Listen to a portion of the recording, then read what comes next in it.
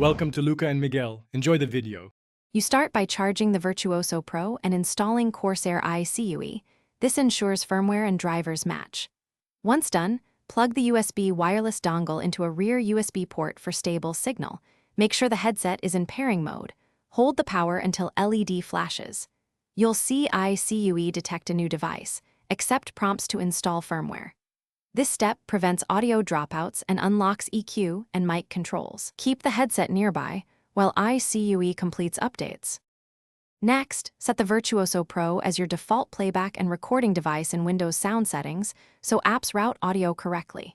Then, change the sample rate to 48K HZ and 24-bit for a balance of quality and compatibility. This reduces latency versus high-res settings. In IQ, configure mic gain and sidetone so you hear yourself naturally, and pick or customize an EQ preset for clarity. Once these settings are applied, test with a voice recording and a game audio sample to verify balance.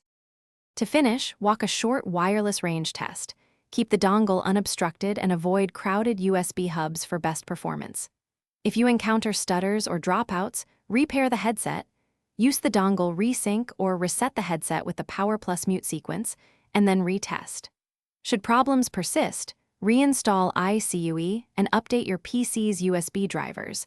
This resolves most conflicts. One key troubleshooting tip: try a different USB port, preferably a rear USB 2.0 or 3.0. Thanks for watching and please subscribe. It's the best investment you'll ever make.